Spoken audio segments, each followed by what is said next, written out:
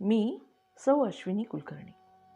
आज जागतिक कविता दिनाच्या सर्व कवी आणि रसिकांना खूप खूप शुभेच्छा. आजच्या दिवशी मी एक कविता सादर करते आहे. कवितेचं शीर्षक आहे कविता होऊन जगायचं. उगीच शरीर धर्म म्हणून अन्न पाणी घ्यायचं. उगीच शरीर धर्म म्हणून अन्न पाणी घ्यायचं. खरं सुख तर कविता होऊन जगायचं. खरं सुख तर कविता होऊन जगायचं. कधी भाकरीचा चंद्र शोधण्या वणवण करता बघायचं. कधी भाकरीचा चंद्र शोधण्या वणवण करता बघायचं. त्याच फुगलेल्या भाकरीला लाडेच सखी म्हणायचं. कधी खोचलेल्या पदरावर अश्रूंनी लिहायचं. कधी खोचलेल्या पदरावर अश्रूंनी लिहायचं.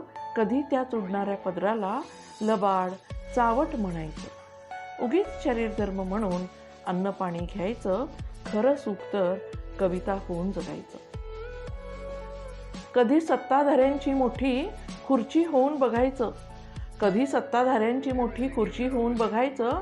कधी सभांच्या भाषणात विना निमंत्रण शिरायचं. कोण पडलं कोण उठलं हळूच सारं टिपायचं. बंदी पाबंदी नाही कुणाची. बंदी पाबंदी नाही कुणाची. मुक्त स्वैर मिरवायचं. उगीच शरीर धर्म म्हणून अन्न पाणी घ्यायचं. खरं सुख तर कविता होऊन जगायचं. कधी बळीराजाचं हक्काचं हिरवं शिवार व्हायचं. कधी बळीराजाचं हक्काचं हिरवं शिवार व्हायचं. कधी टप्पोऱ्या जोंधळ्याचं टंचं दानही व्हायचं. बळीराजाच्या सुखाचं उबदार घोंगडं व्हायचं. कधी आले डोळा पाणी माझ्यात शोषून घ्यायचं. बळीराजाचं सुखाचं उबदार घोंगडंही व्हायचं. कधी आले डोळा पाणी माझ्या शोषून घ्यायचं. उगीच शरीर धर्म म्हणून अन्न पाणी घ्यायचं. खरं सुख तर कविता होऊन जगायचं. केशरी गुलाब होऊन तिच्या केशसंभारात झुलायचं.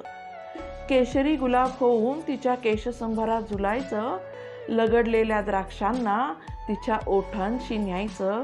कधी प्रेम दिठी मिठीत प्रणयाला शृंगारायचं. कधी प्रेम दिठी मिठीत प्रणयाला शृंगारायचं. आसूस तना मनाला तृप्त तृप्त करायचं. उगीच शरीर धर्म म्हणून अन्न पाणी घ्यायचं. खरं सुख तर कविता होऊन जगायचं. कधी अन्याय अत्याचाराला ज्वलंत म्हणून मांडायचं. कधी अन्याय अत्याचाराला ज्वलंत म्हणून मांडायचं. नीतिमत्तेच्या विषयाला नाजूक म्हणून सांगायचं. समाजाच्या समस्यांना जगासमोर आणायचं. समाजाच्या समस्यांना जगासमोर आणायचं. सदसद्विवेकाने खऱ्याला न्याय देण्यास धजायचं. उगीच शरीर धर्म म्हणून अन्न पाणी घ्यायचं.